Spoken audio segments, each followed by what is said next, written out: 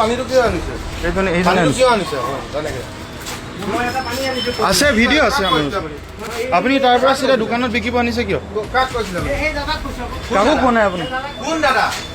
এই ৰিলিফৰ পানীটো কিয় আনিছে? ৰিলিফৰ পানী আপুনি দোকানত বিকিবলৈ কিয় আনিছে? ক'ৰ ৰিলিফত? আপুনি ফ্ৰিজত কিয় ভৰাইছে? হে? ফ্ৰিজত ভৰাইছে না আপুনি? কি লৈ যাওক? যেনেকৈ আনিছিলে তেনেকৈ থ'ব। ব'লক ব'লক চব ব'লক ব'লক। এতিয়া আগতে আৰু আনি আছে এনেকৈ চাগে।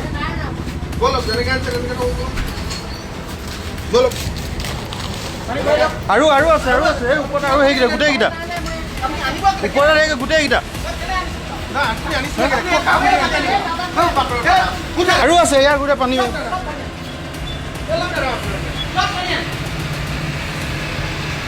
সেইখিনি এই ওপৰৰ সেইখিনি এই মাজৰ খাপটোত থকা পানীখিনি এইখিনি এইখিনি এইখিনি এই এপুৱা এইকেইটা ৰিলিফৰ পানী বিকিছিলে 80 লাখ টকা দি ঘৰ কিনিছে। তাৰপৰা বানপানী মানুহৰ কাৰণে আহা কিনিছে। ই আৰু শিৱসাগৰত বেপাৰ কৰিব নোৱাৰে একদম চিধা চিধি হয়।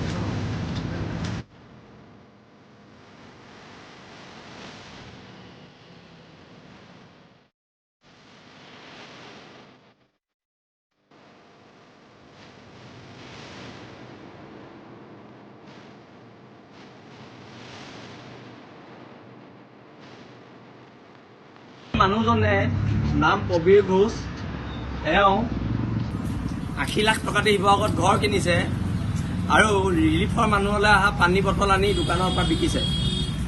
আৰু আজিৰ পৰা ই শিৱসাগৰত বেপাৰ কৰিব নোৱাৰে।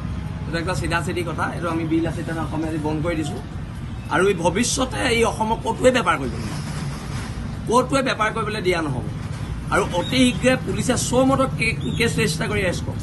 চৌমদৰ কেছ জেললৈ পঠিয়াওকচোন। জেলত বহুত জেগা আছে, পঠিয়াওক। এতিয়া বহুত আমাৰ শিৱসাগৰ জেলত বহুত জেগা আছে, পঠিয়াই দিয়ক। চৌমদৰ কেছ ৰেজিষ্টাৰ কৰক, ইয়াক পঠিয়াই দিয়ক। এইখিনিয়ে কথা।